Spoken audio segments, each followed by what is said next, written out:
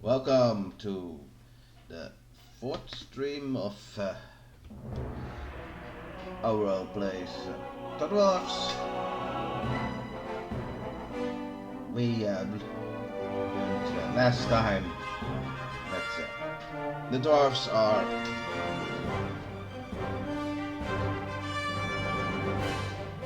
separated into at least 4 clans. The firstlings, the secondlings, the thirdlings and fourthlings.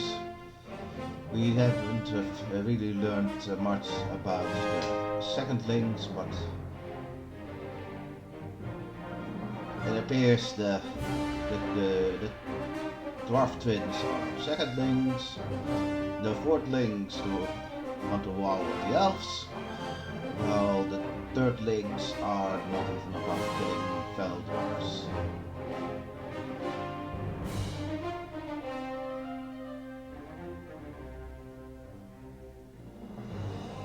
So,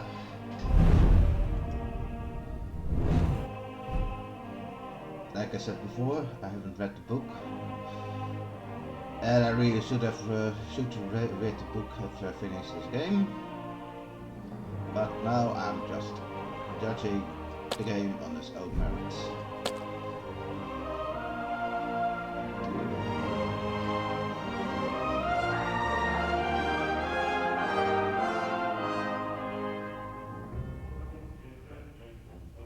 And now we have found some more orcs.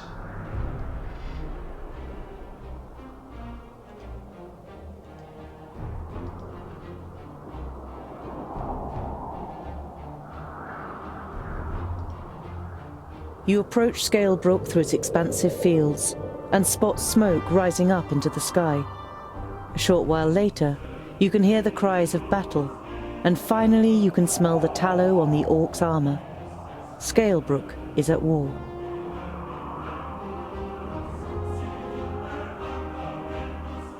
We're defenders of the realm.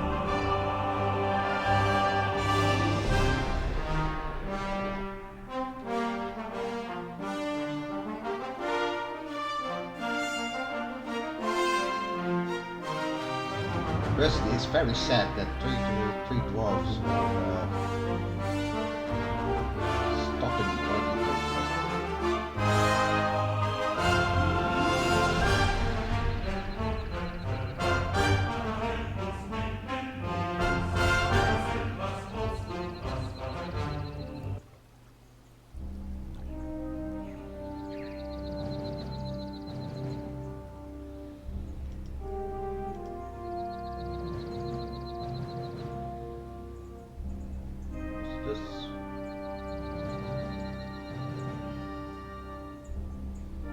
Almost worthless.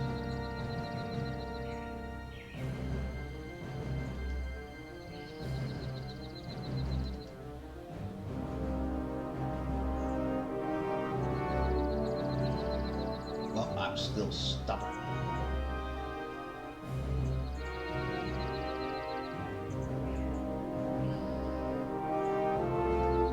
Quick! We have to help those people!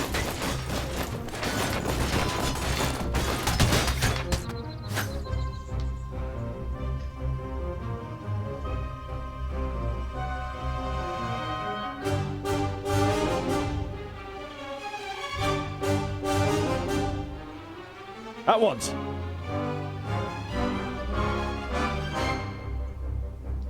End it!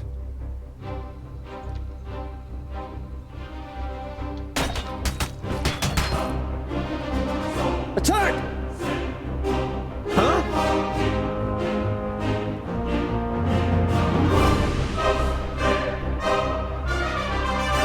I'm with you! Yes, yes! Huzzah!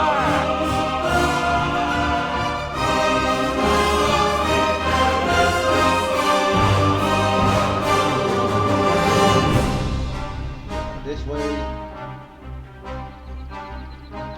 Yes!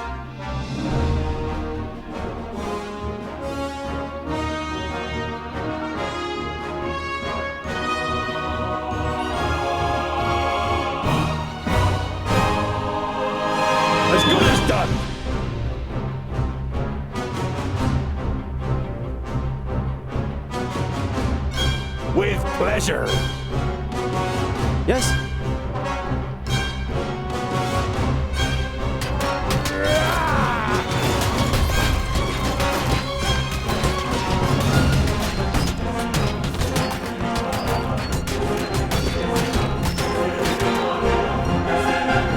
And what now?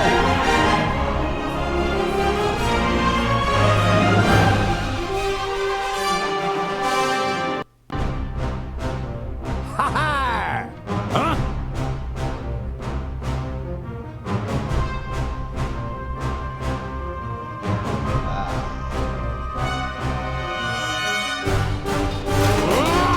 I didn't hit you very hard.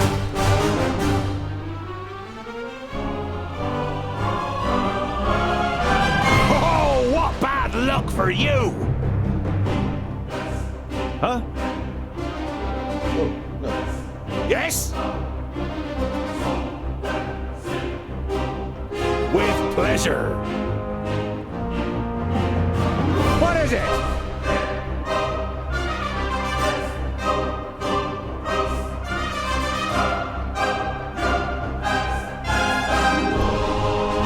Come here, you.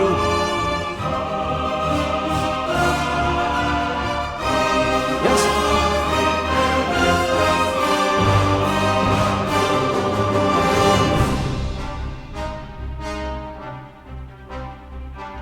End it.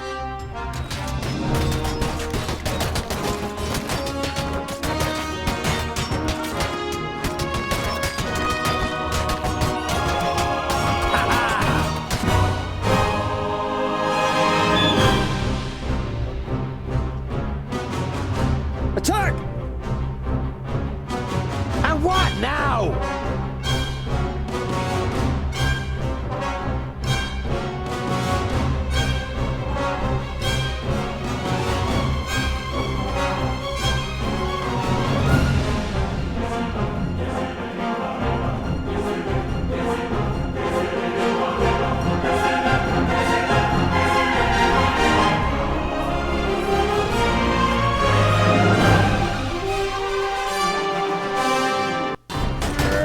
Find somewhere safe to hide.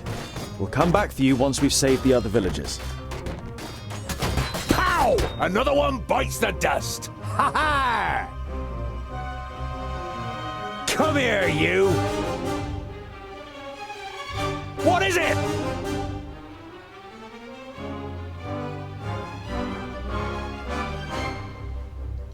Oh, what bad luck for you! Huh?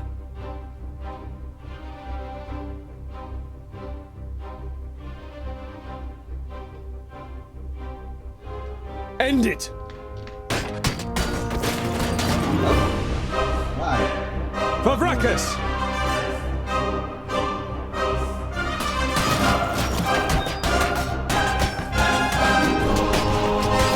I didn't hit you very hard!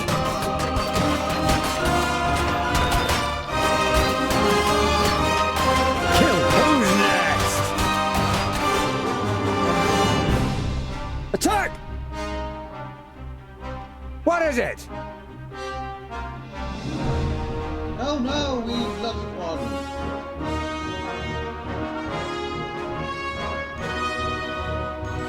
Huzzah! Huh?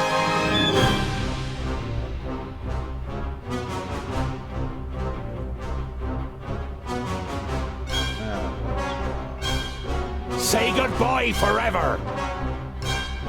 Huh?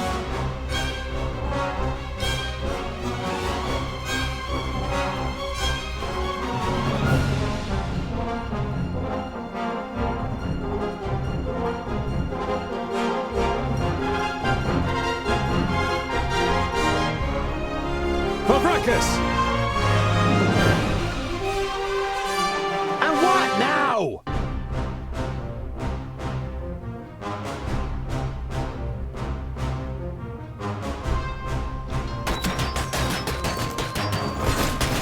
Ha ha! Ha ha! Come here, you! What is it?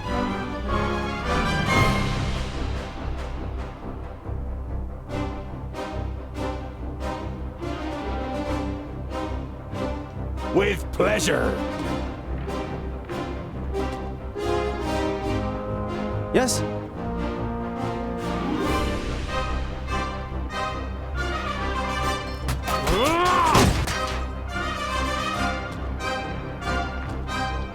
Pow! Another one bites the dust.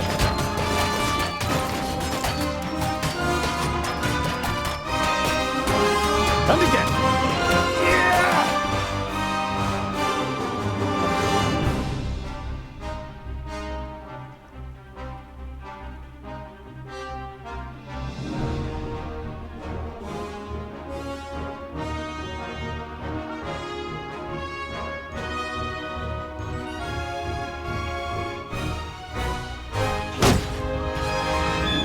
Understood.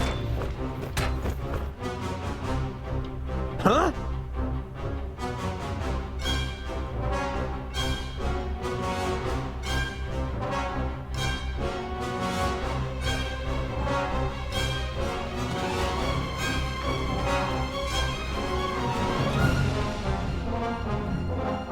Huh?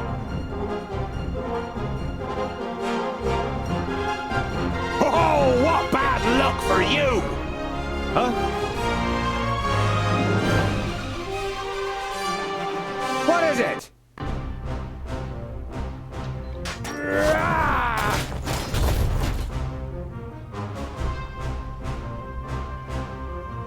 Yes? On my way!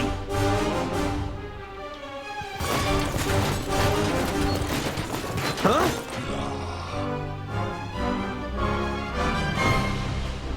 And what now?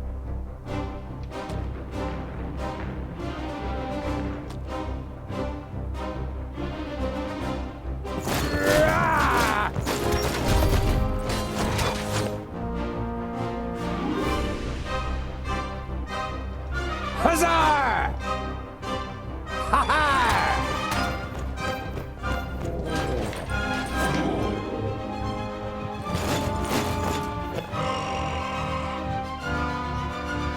That's it! They're fleeing! I don't think so, they're just rallying! And that's what we should do too. Come on.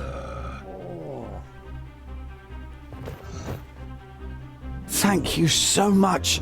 You saved us. Not yet. The orcs are rallying. You must join us. But we can't. You must. Here they come.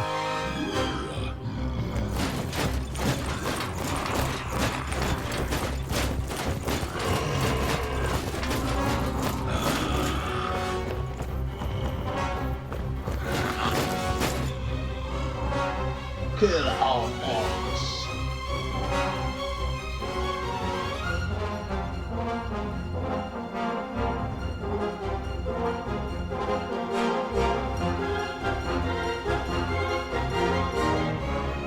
No, we have an idiot here.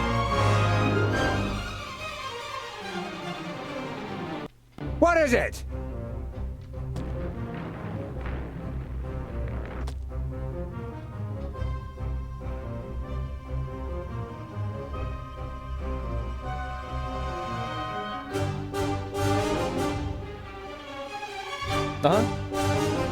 Attack! What is it? Say goodbye forever!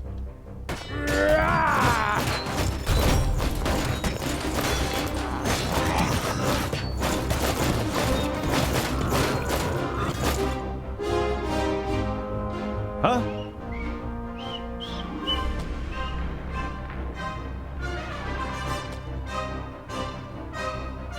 And what now?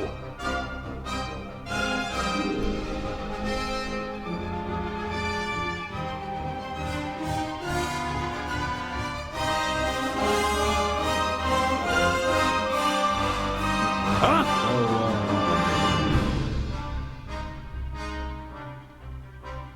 Yes?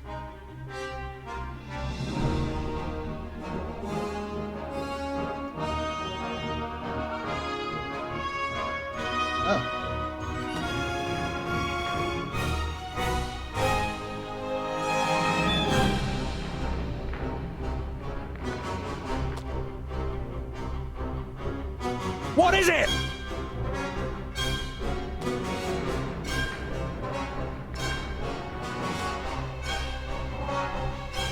Yeah! Too easy!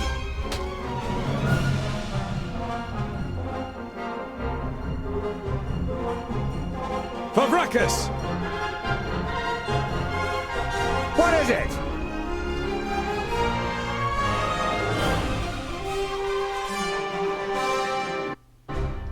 Come here, you! Yes? Up, up.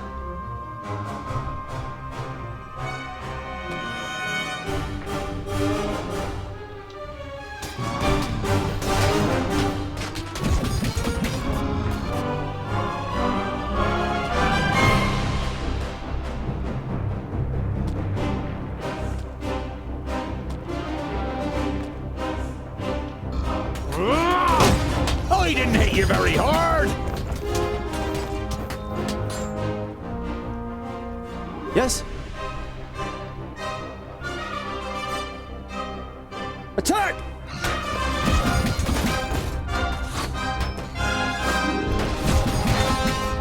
Vile creature! Who's next? Favrakas! And what now?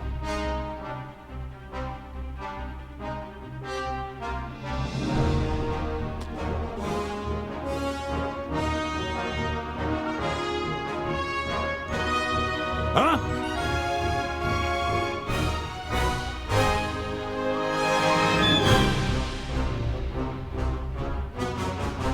With pleasure. Here, what's the fight? Ow! Another one bites the dust.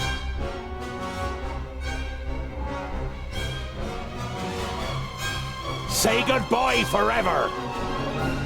Huh?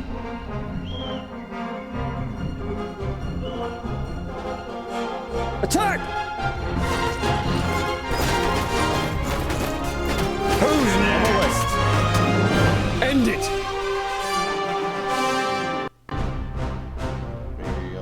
What is it?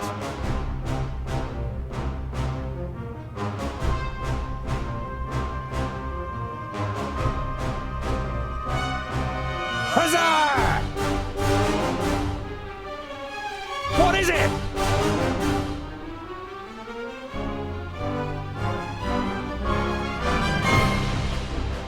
With pleasure.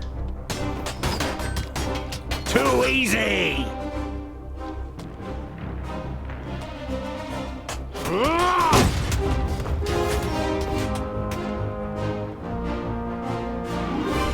Oh, what bad luck for you! Huh?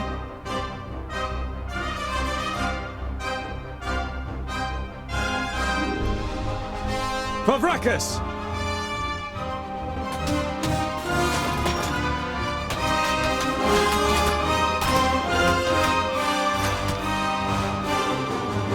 At once. On my way.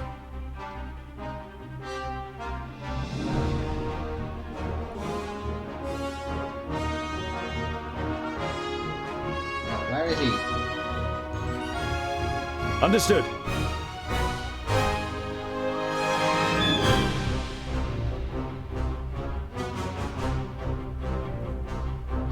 At once.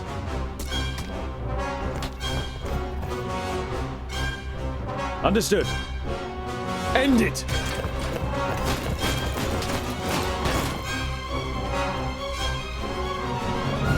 Huh?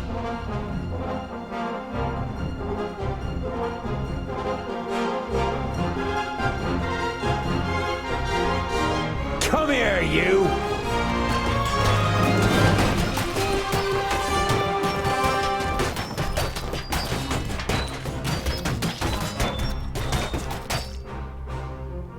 Huh?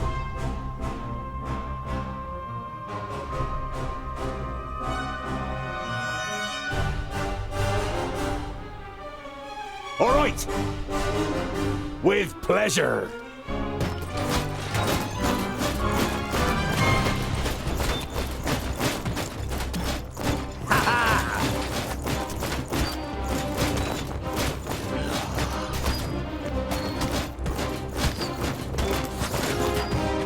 I didn't hit you very hard.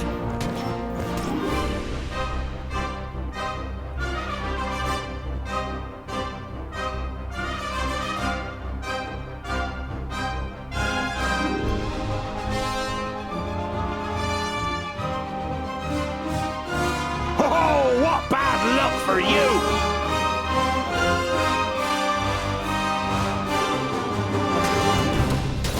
What is it? Kill! I'm with you!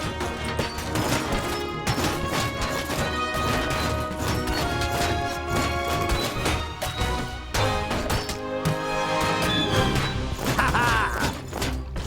Ha-ha!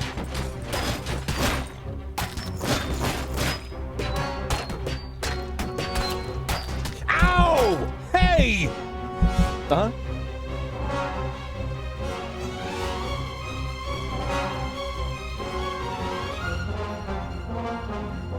I wish it was characters were a little more. At once. He hardly put up a fight!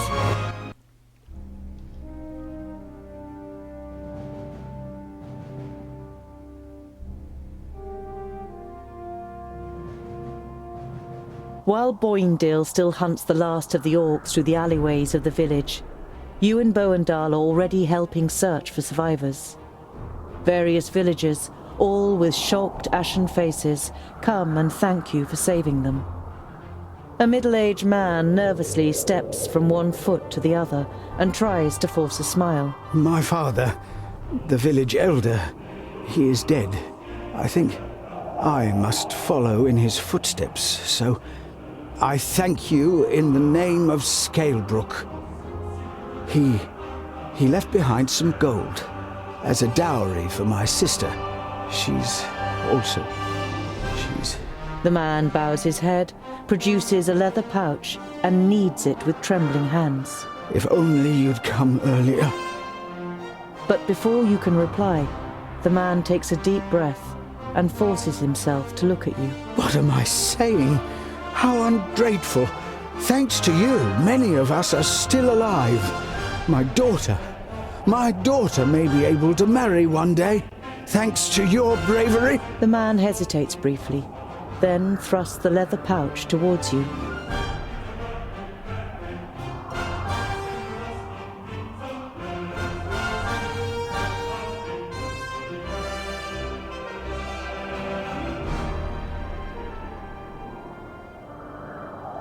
You accept the reward with a small bow. Thank you.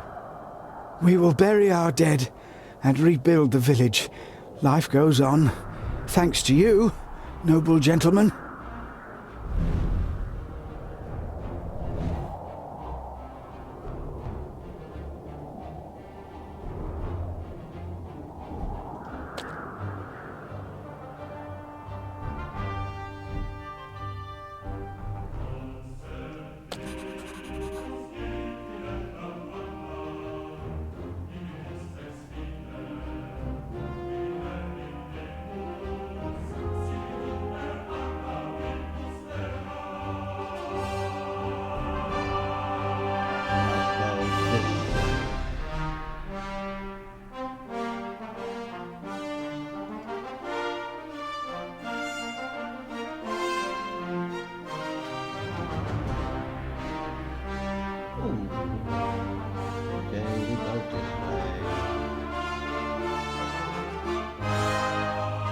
There are dead orcs lying in the defensive trenches and strewn over the meadows in front of the city. Some of the locals are busy throwing the bodies on pyres, while others repair the minor damage done to the city wall.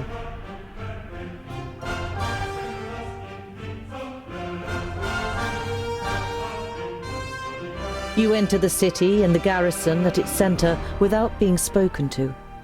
It is only when you reach a heavy oak door that leads, you assume, to the commanding officer's headquarters, that you are halted by a guard. Dwarves, eh? Seems we aren't to be spared anything these days. What do you want?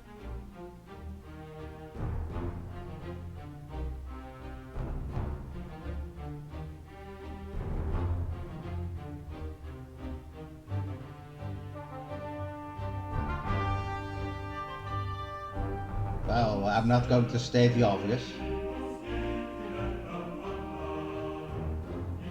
I'm a dwarf, I'm too proud to say this, so I like to speak to your commander. I must speak with your commander. Commander Valor doesn't have time. He's still very busy dealing with the aftermath of the orc attack.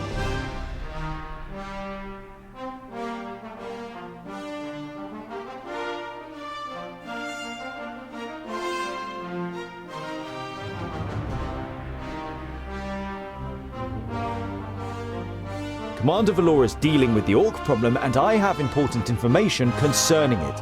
I witnessed a meeting of the orc lords. The guard eyes you with interest and tries to judge whether you can be trusted. Finally, he stands up, opens a door, and enters the room ahead of you. The commander looks up from his work. The guard repeats what you told him. Your information about the orcs could be useful. We have fought them back, but not yet defeated them. Come in. The commander listens attentively, and now and then asks questions as you tell him about the 3 orc armies and the meeting of the chieftains with the Alf Sintharas. This sounds very grave. I will send out messengers. We must be prepared.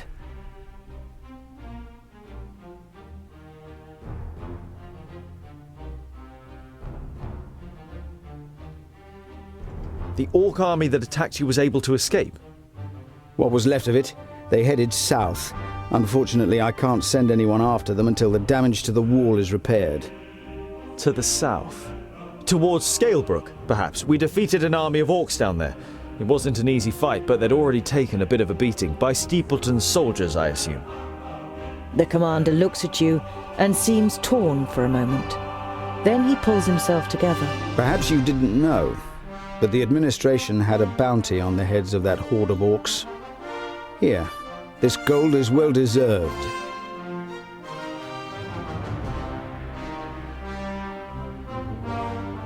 Would it be possible to send a carrier pigeon to Lot Yonan in Yonandar?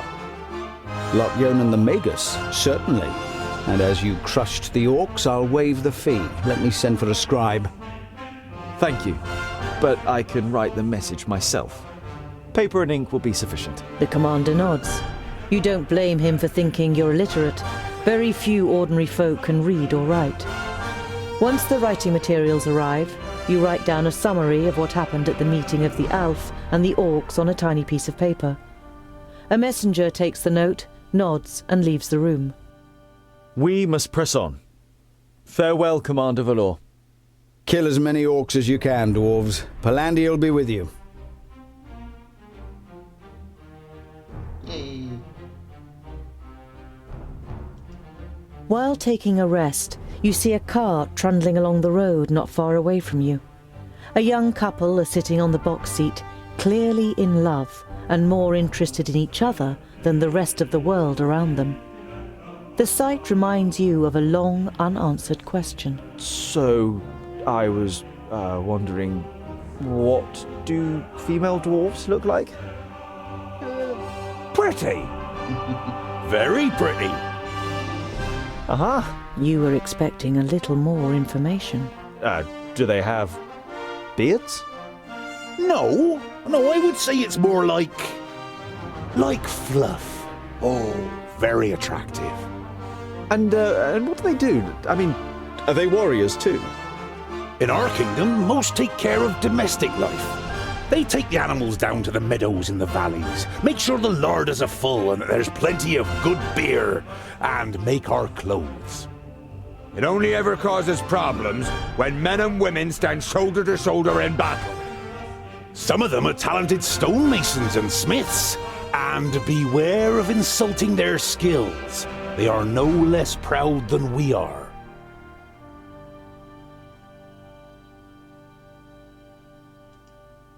You arrive at a crossroads with a tavern on the corner. A warm light is emanating from its window, lighting up the road around it. A stone sculpture of a sheep stands in front of the door, and above it a sign, swaying gently in the breeze, reads, "The Stone Sheep."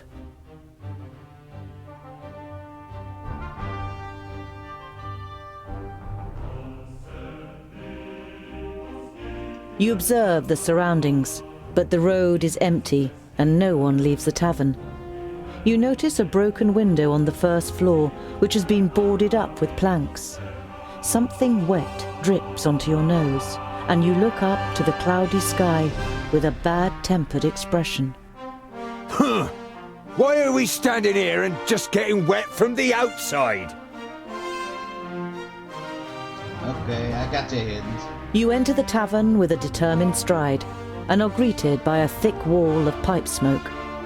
The dozen or so drinkers at the tables turn towards you, then give each other astonished and slightly worried looks.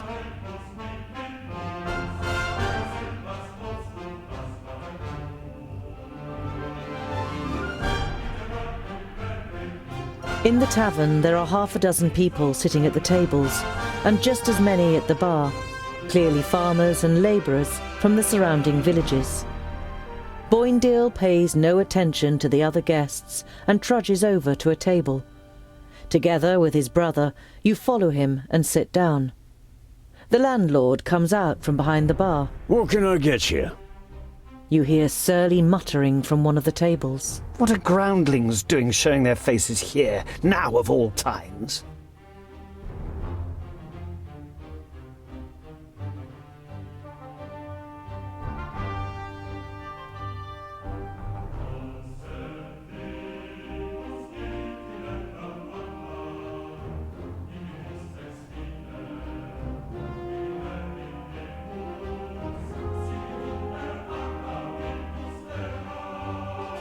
Did two travellers pass this way? One was a famulus, the other a mercenary. The landlord shakes his head indifferently and mumbles something incoherently. One of the guests is about to say something, but shuts up when the person next to him gives him a poke.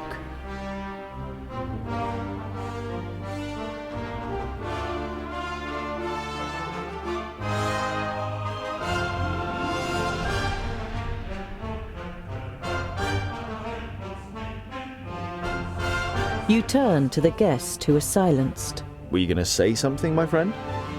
I'm not your friend, and I wasn't going to say anything either. The man glances at his neighbour and then turns his attention back to his beer.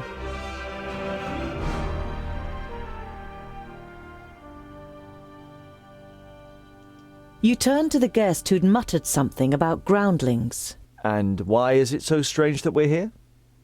The man glances up briefly and then stares drunkenly at his tankard and mutters with a slur, Don't play the innocent.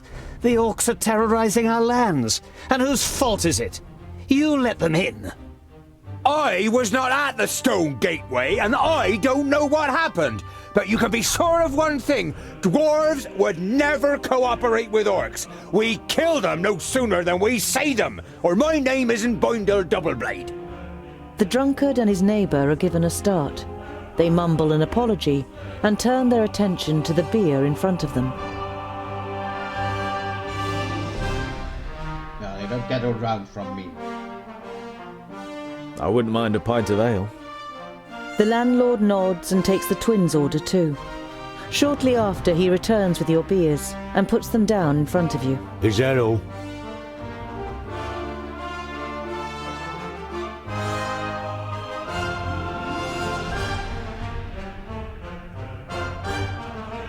We're tired and long for a proper bed.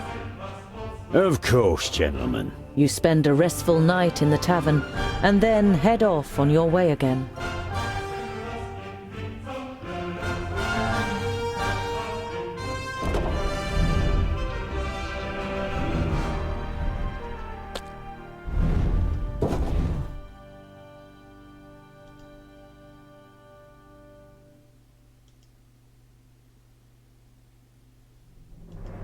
A colourful trader's wagon drawn by two stocky horses is coming towards you. A small man is sitting on the box seat, and as soon as he sees you, the wagon slows down. As it draws to a stop next to you, you realise that the driver isn't human. He's a dwarf. Greetings, my friends. All too rarely does one meet wayfaring dwarves around here. You can call me Mort. Greetings, Mort.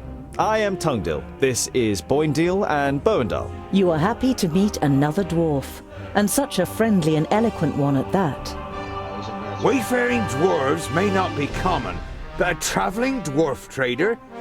Now that really is weird. Then you see what great luck it is that we've met like this.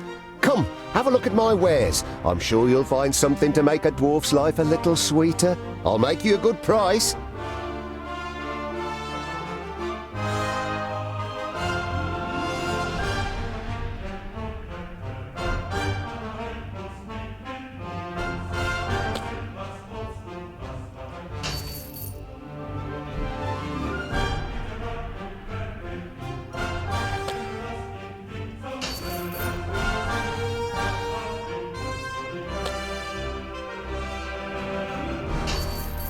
Only because you're dwarf.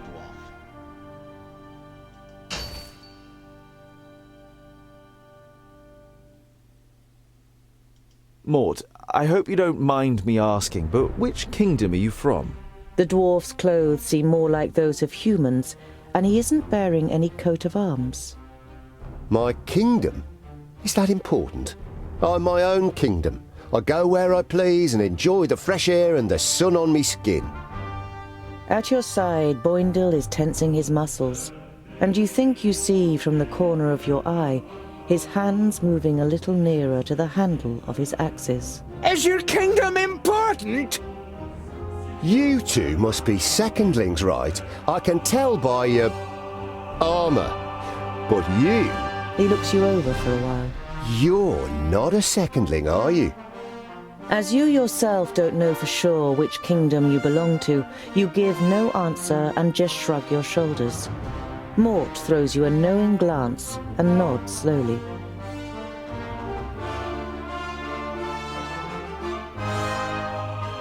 Where are you heading?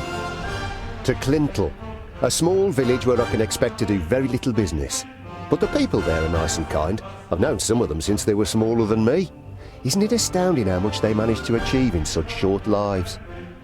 After glancing at Boindil's grave expression, Mort continues unfazed. I can say in all certainty that there's not the same ambition to make a difference and change things in our halls. That is because there is no reason to change things if you do them right first time.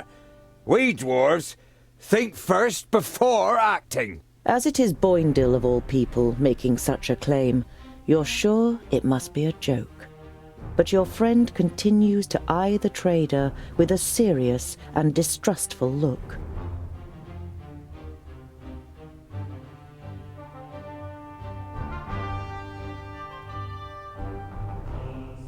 I grew up with Maguslot Yonan in Yonandar.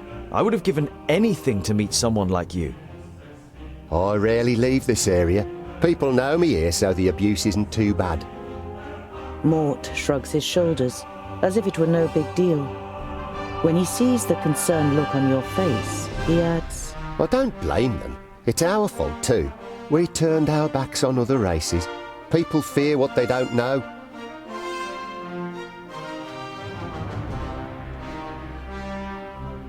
We must press on. It was a pleasure meeting you, Mort. Mort smiles. The feeling is mutual, Tungdil. Fracas be with you. Mort spurs the horses on, and the colourful wagon jolts into motion.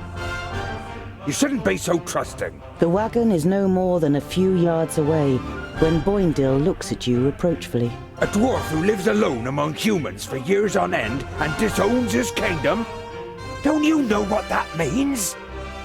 He's an outcast, Tungdil. His kingdom and his clan have banished him. It's a severe punishment, only dealt out for serious offences.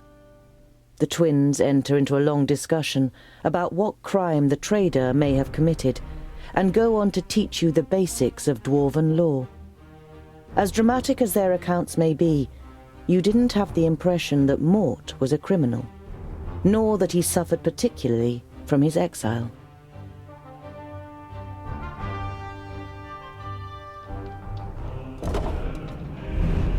We're going to save now.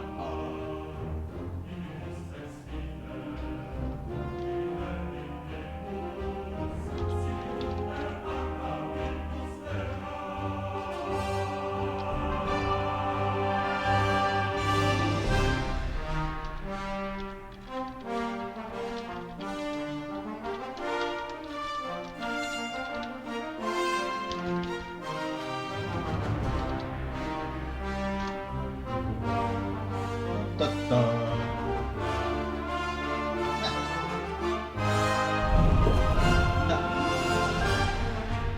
You arrive at a small, bustling village.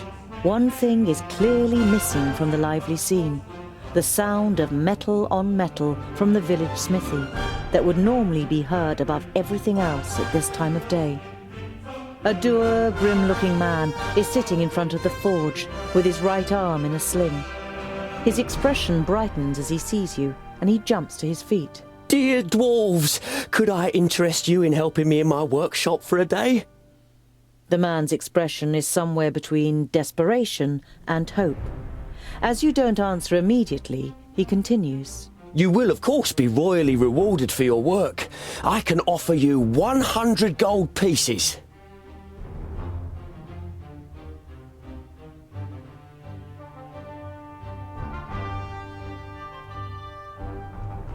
What happened to your arm? A stupid accident. A box of blanks fell down. I was trying to catch it. It will heal, fortunately, but I won't be able to wield my hammer for a while. You must have quite a backlog of work. You nod sympathetically. You always felt bad if you were ill or couldn't work in the forge for some reason or other. Loads. But if what I hear about the metalworking skills of the dwarves is true, it would be easy for you to manage it in a day.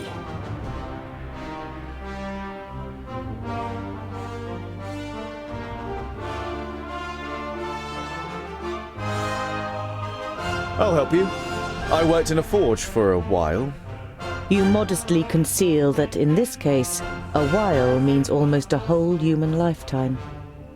A little later, you are standing in the workshop, examining the smith's inferior tools, while he fires up the forge and prepares everything for the job as well as he can with just one good arm. You weren't able to persuade the twins to help you. As warriors, they'd rather go hunting, Boindil declared. But you think it's more probable that you'll find them drinking beer. But you don't care. You're excited about being able to smith again after such a long time. Hours later, you have forgotten everything around you. The heat of the forge, the sweat on your warm skin, the play of the flames. You're in your element and work as if in a trance. The smith left the workshop ages ago with a satisfied grin on his face. Oi, I'm talking to you. You look up in surprise. Everything but the beating of the hammer had ceased to exist, and you didn't notice that someone has come in. Can you do it? You immediately dislike the middle-aged man. He sounds you out so doggedly with his light grey eyes that it feels as though he wants to look right through you and into your deepest thoughts. The man points to 2 horses. Those 2 in 1 hour.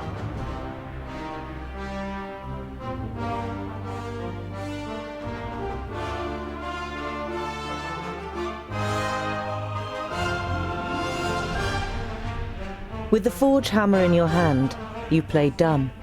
You blink and look back and forth between the horses and the man. What's the deal with the horses? You expect the man to fly off the handle, but you feel even more uneasy when he asks you quietly and very slowly to please re-shoe the 2 horses.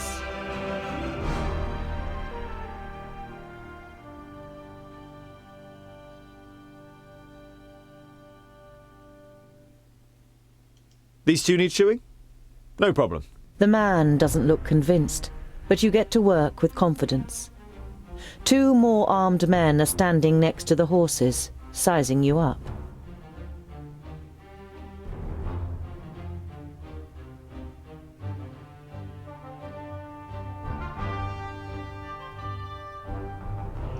You concentrate on the work. The only sound you hear is the melodic beat of the hammer against the anvil. You keep track of the armed men out of the corner of your eyes. You suspect they are mercenaries. While you're fitting the 3rd horseshoe, another armed man enters the forge and speaks in hushed tones with the leader of the group. He's the only one here. The man nods in your direction, and you quickly shift your attention back to the work. You play it cool and complete the work. As the leader of the mercenaries pays you, you have the feeling that he is trying to transfix you with his eyes.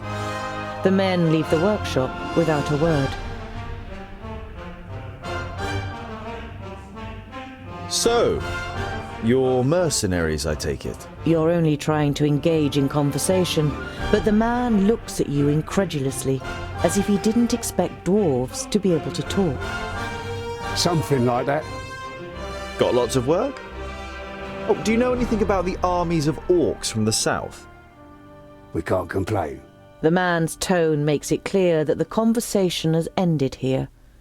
You carry out the work in silence. As the leader of the mercenaries pays you, you have the feeling that he is trying to transfix you with his eyes. The men leave the workshop without a word.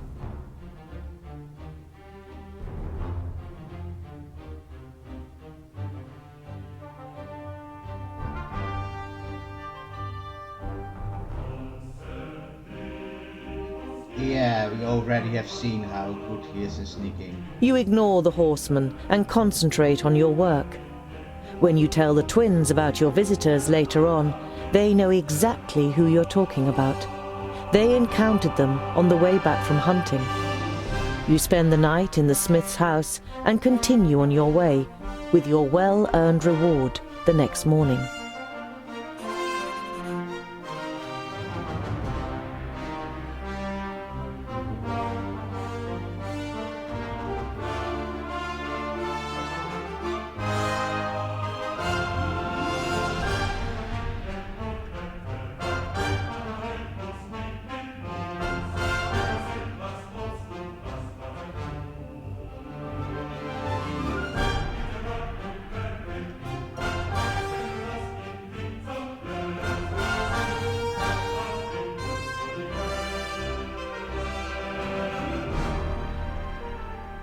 Seriously?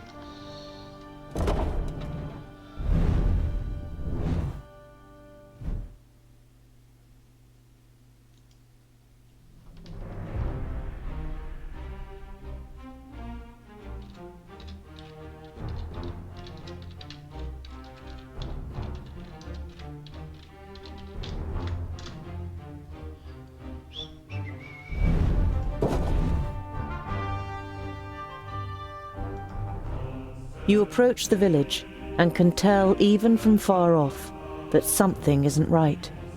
The smell of burnt wood and death is in the air.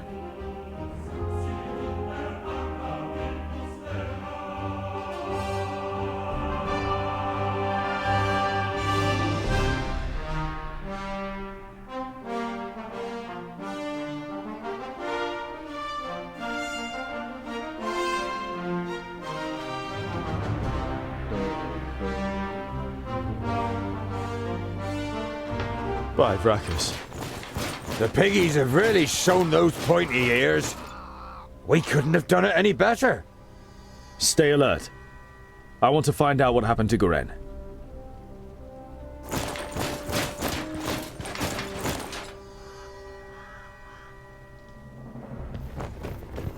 No, no! Look at the painting. The hand that painted this picture was that of a master. It is composed exclusively in shades of red, but every single little detail is painstakingly and precisely reflected. Trees, the remains of buildings, bodies. You hesitate. This picture portrays the village in its state of ruin. Examining the canvas more closely, you realize that it is actually made of skin, and the red paint seems more than suspicious now.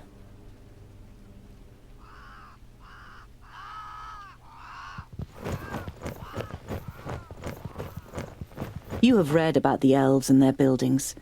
This here had always just been a small example of their architectural skill, which achieved perfection in Alandur. Now burning and ruined, the pavilion makes an even sadder impression.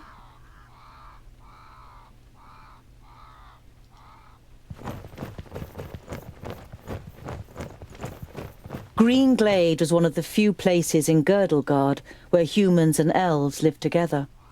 You don't see any elven features among all the faces contorted with pain and fear. You look away.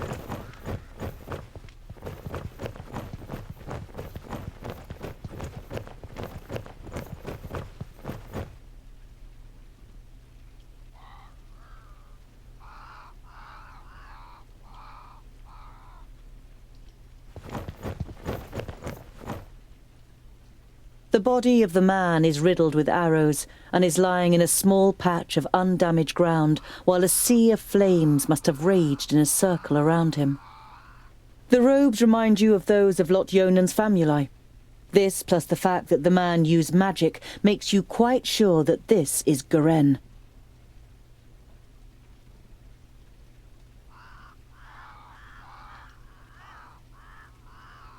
Garen had these books on him when he was attacked. Was he trying to bring them to safety? Your eyes fall upon a sealed letter next to the books. The circumstances seem grave enough for you to break the seal. Greetings, Turga. I am glad to hear that you finally wish to confide in Lot-Yonan. I have found out something new about the demon. It's all written in these books. I think they are the key to his destruction, or I hope so, at least. Yours faithfully, Garen.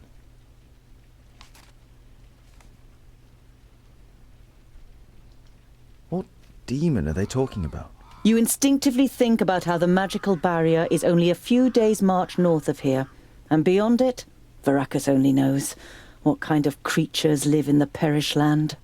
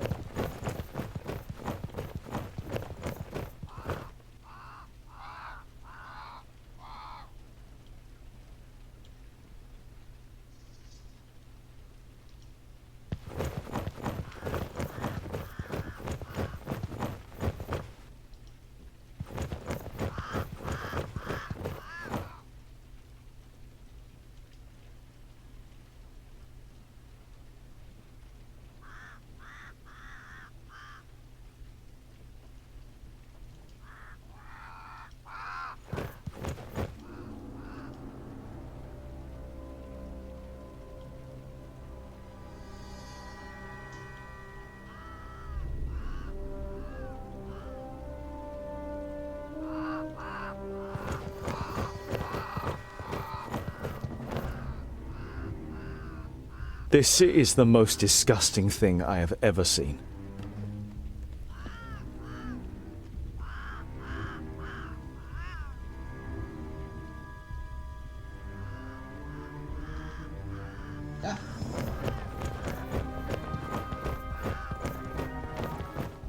Hoofprints burned into the ground. How far? The fire in Boindill's eyes flares up with delight. Huzzah! That would make a change from those stupid Peggies. Did you hear that, brother? We might get to test our blades on Tion's pointy ears.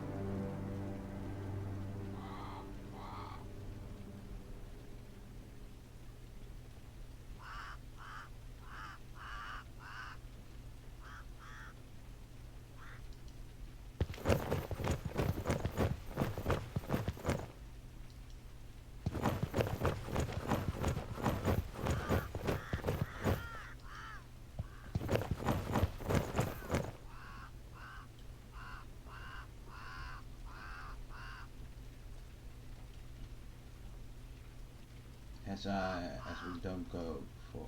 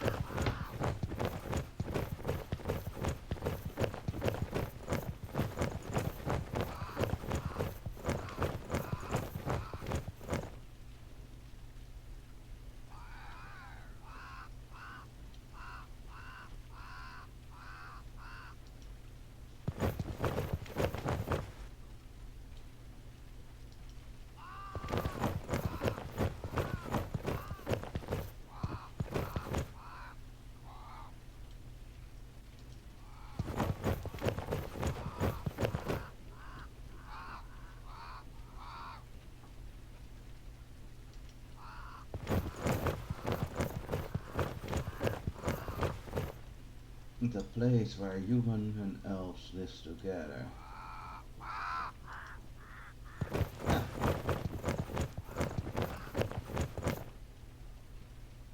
The smell of the smoke has accompanied you for a while now, but here, so close to the bodies, it is masked by the sweet smell of death. You have a bitter taste in your mouth and have to pull yourself together to avoid vomiting in disgust.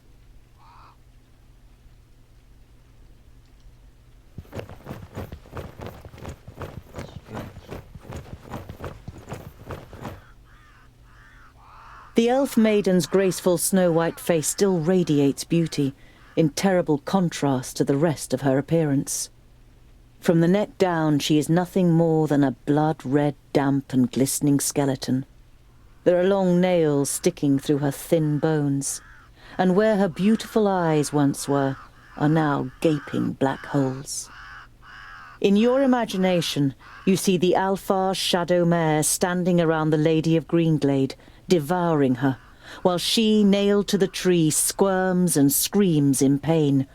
You quickly put your hand over your mouth.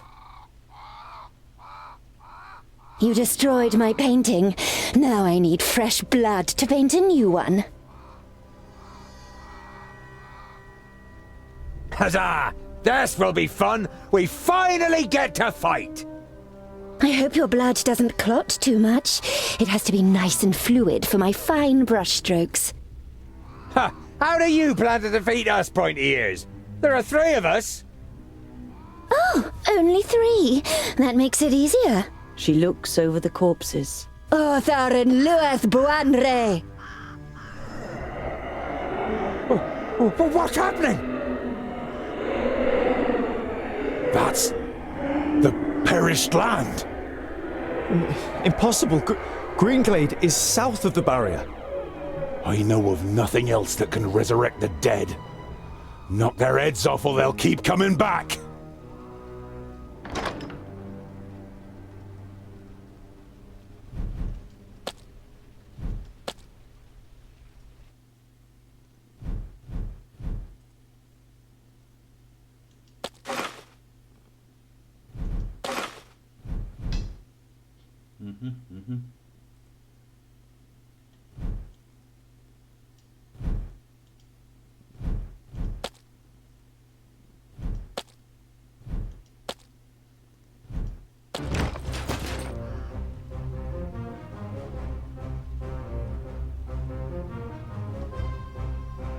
Understood.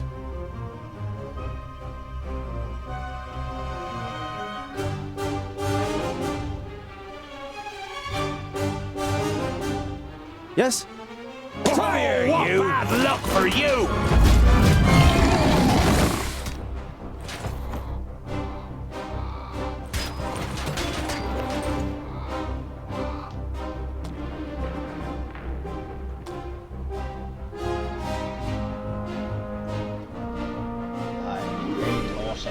Huh?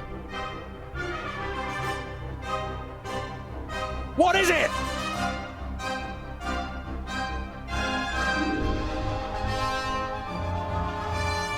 Huh? And what now? Yes? Yes?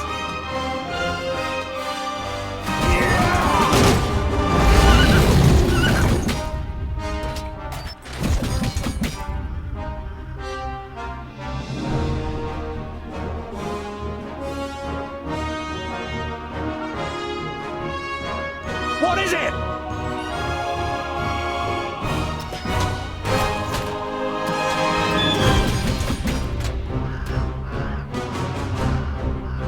Huh?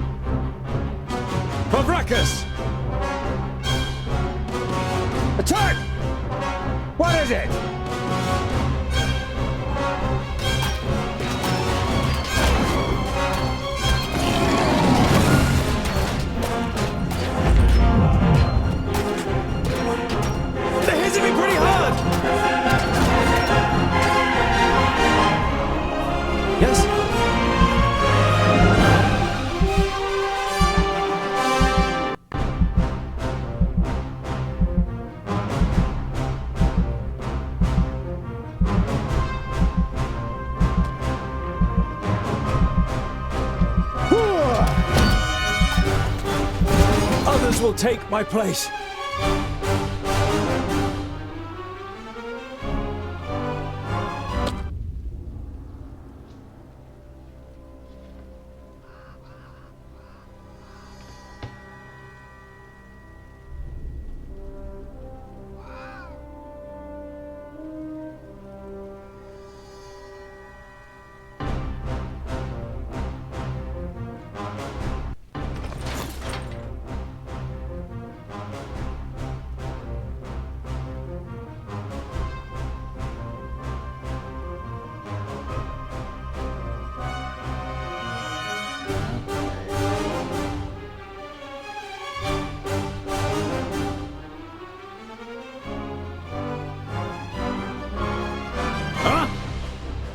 With pleasure.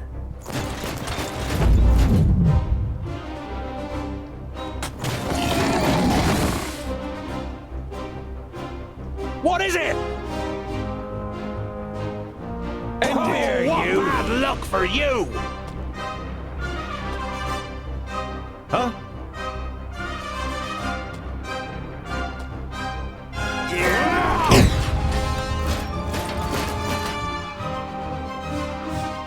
Yes?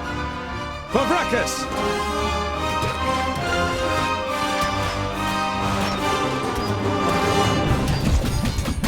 I am Bowendaw! Give me a hand!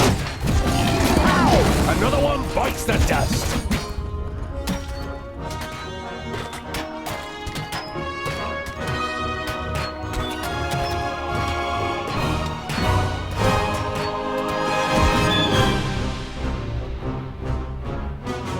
Come on.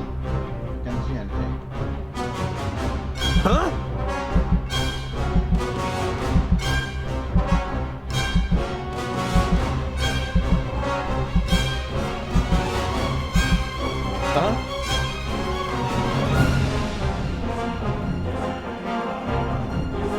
End it! He cheated!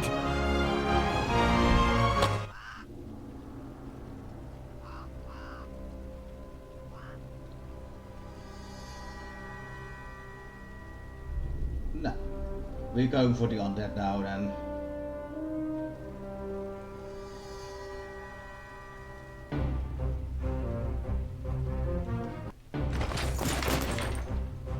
I said, we're going for the undead now. Yes? As good as done.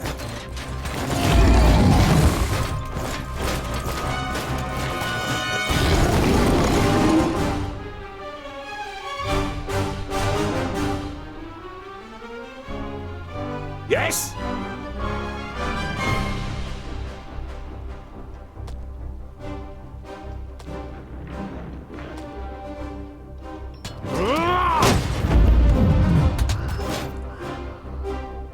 Say goodbye forever.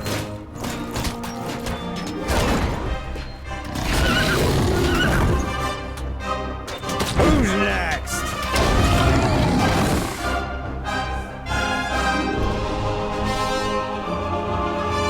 Huh?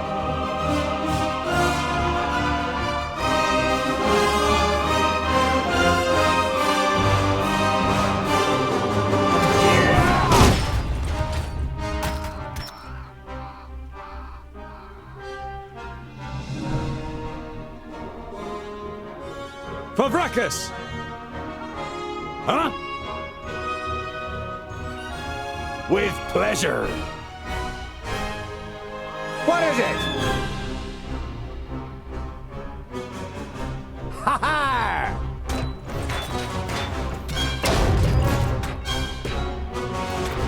Ha ha!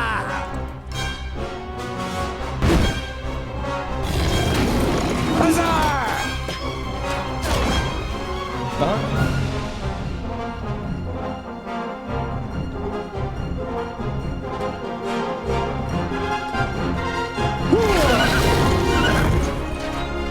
I need help over here! Too easy.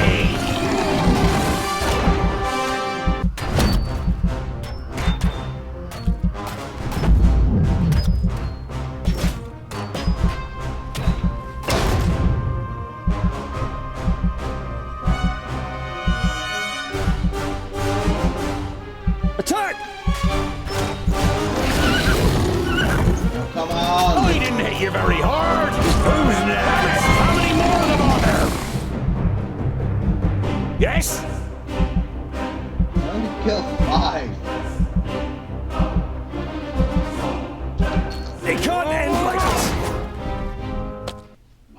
Last time, and then we call it a day.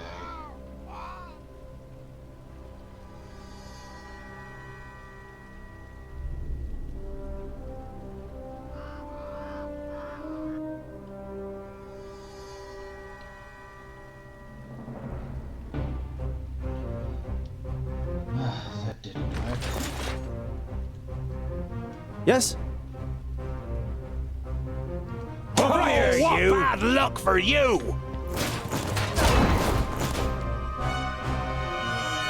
Huh? Huh?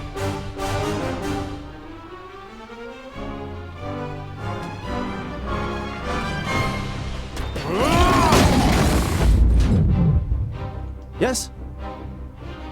At once. End it! Yeah!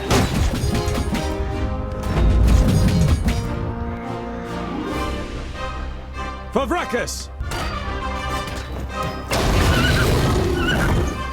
Huh?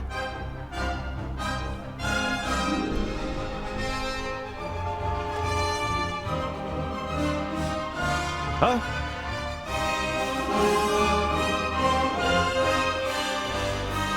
What is it? Yes? Yep. Yes?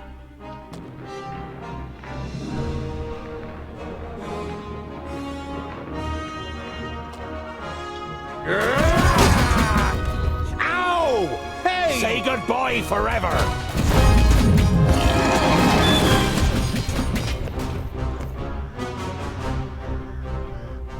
Huh?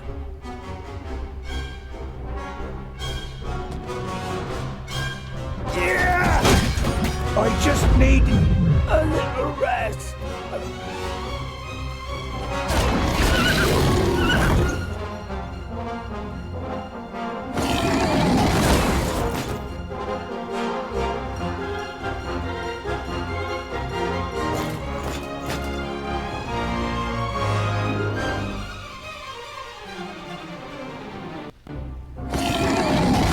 Okay.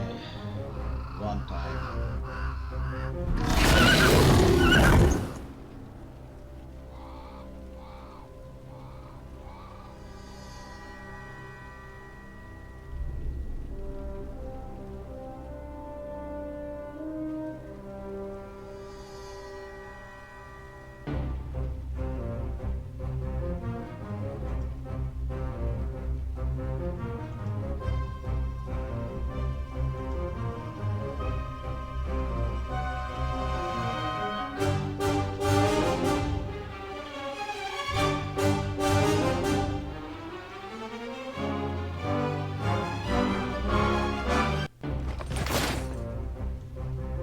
Uh-huh.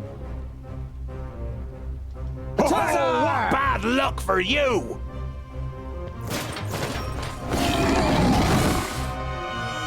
Huh?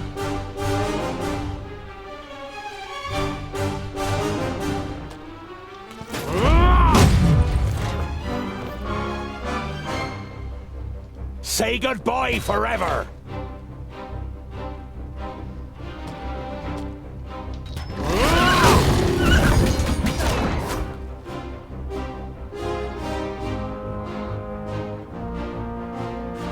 On my way!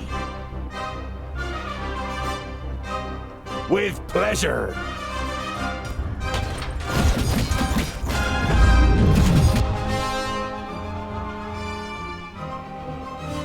Yes?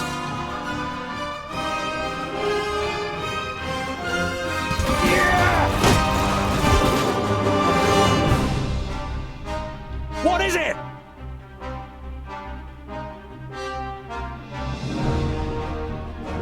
Oh, what bad luck for you! Uh-huh. End it! Huh? Say goodbye forever!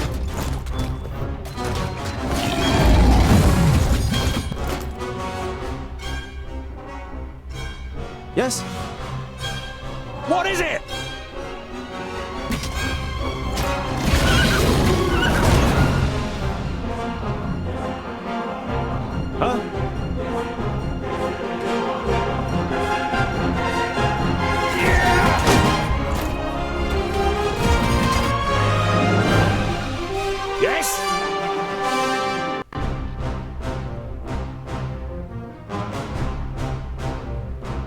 Yes?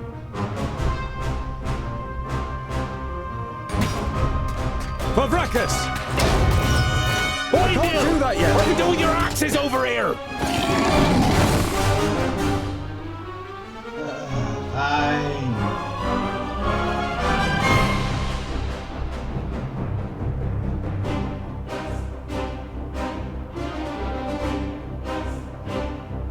What is it? As good as done. On my way. All right. And again.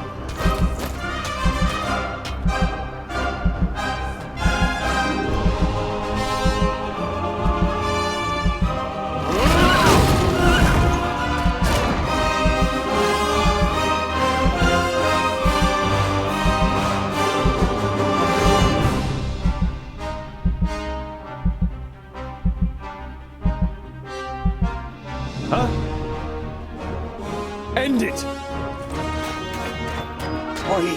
I wasn't expecting this. Ah.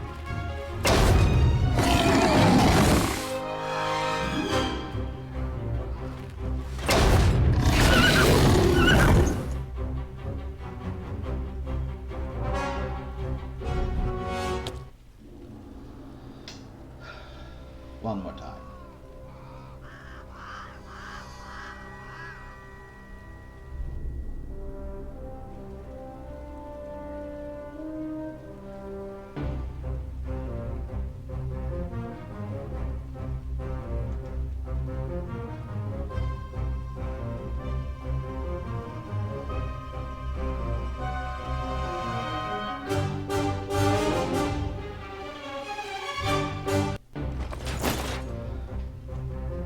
Yes?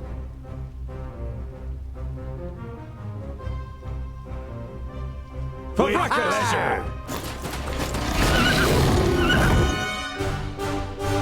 Huh? And what now?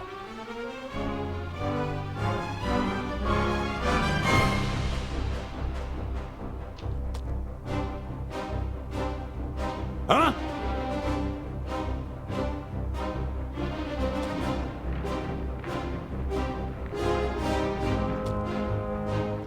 Oh, what bad luck!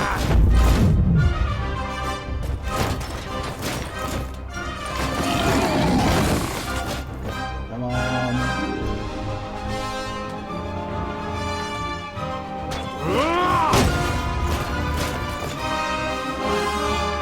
What is it?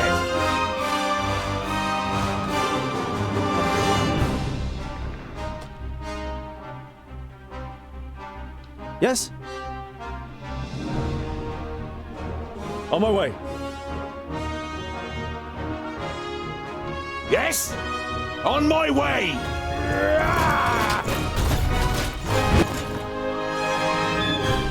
Huh? All right.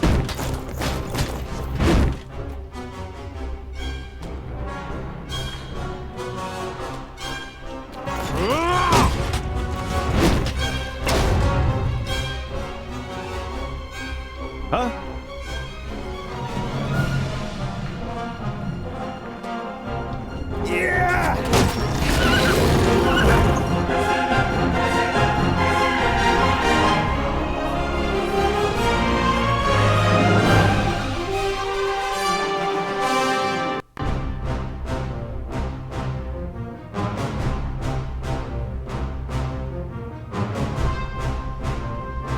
Huh?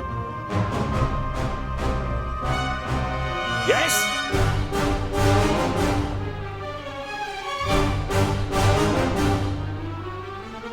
He hardly put up a fight.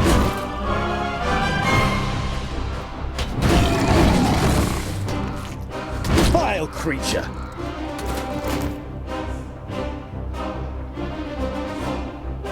And what now?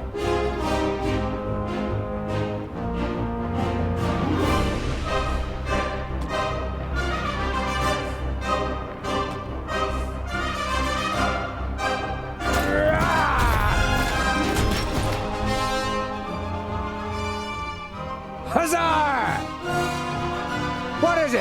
What is it?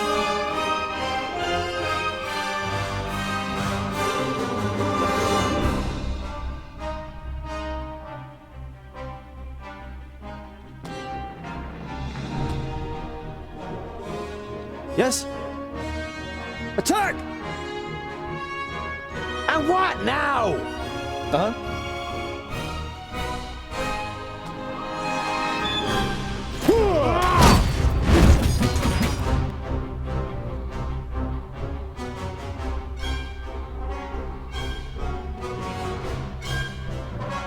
End it!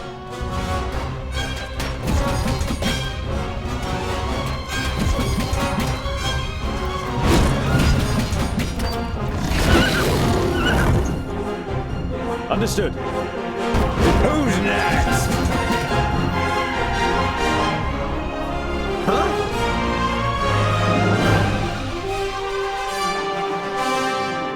Come here, you! And what now? Say goodbye forever! Huh? Yes?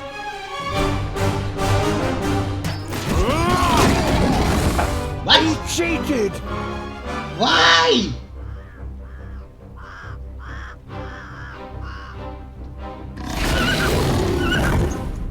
Okay.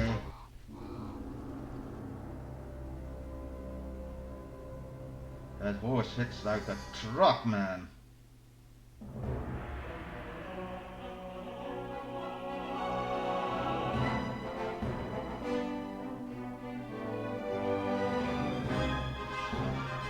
Next time, the main character gets the extra thing, so he can continue to sweep doors of his life.